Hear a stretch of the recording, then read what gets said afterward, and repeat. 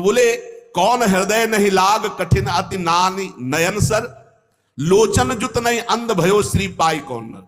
कौन ऐसा पृथ्वी में है जिसके रुपया बढ़ गया हो और अंधा ना हो गया हो, नेत्र होते हुए भी अंधा, जिसके खूब रुपया बढ़ गया हो, कुछ नहीं दिखाई देता, मनमानी खान पान आचरण व्यभिचार जुआ मदिरा न जाने कितने दोष बढ़ जाते।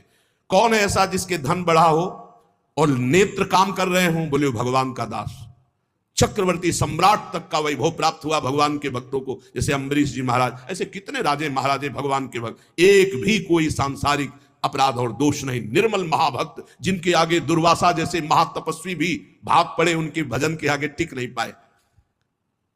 लोचन जुत नहीं अंध भयो श्री पाई कौन नर, धन पा धन मदांध कर देता है।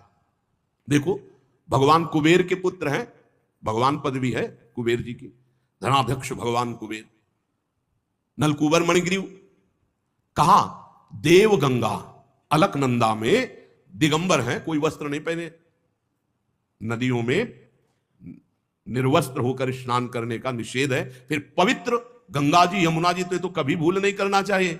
अरे गंगा होगा हम करने गए कि कोनो नदी नाला में हो, मार अंगूरी पूरी डाल, अरे सब बाथरूम से करके आते हैं अपने घर से, वही गंगा जी में मार खखार देखते हैं किसी किसी को, जैसे यमुना जी गए मार साबुन लगा, पूरी सुंदरता वही पैदा करनी है।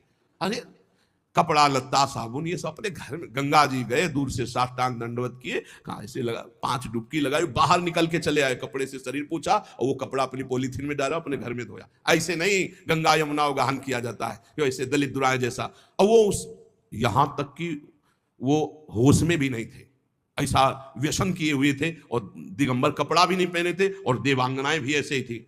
देखो श्रीमद ने कितना अंधा, कुबेर के पुत्र है ना, मनमान देवर्षि नारद जी पहुंचे तो देवांगनाएं तो भयभीत होकर वस्त्र धारण करके प्रणाम मुद्रा में, लेकिन ये फिर भी वैसे ही खड़े। कहा श्रीमद से तुम अंधे हो गए हो, तुम्हें नहीं दिखाई दे रहा, जाओ वृक्ष की तरह खड़े हो, तुम जड़ वृक्ष होने को प्राप्त हो। अब चरणों में गिर पड़े महाराज, विनय करने लगे। अब संत का हृदय तो परम कोमल होता है, तो वृक्ष तो बनोगे पर नंद बाबा के घर के वृक्ष दरवाजे के बनोगे, जब भगवान श्री कृष्ण का अवतार होगा, बाल गोविंद को मैया जब उखल में बांधेगी तो वो उखल तुम दोनों का स्पर्श कर, तब तुम्हारा उद्धार हो जाएगा।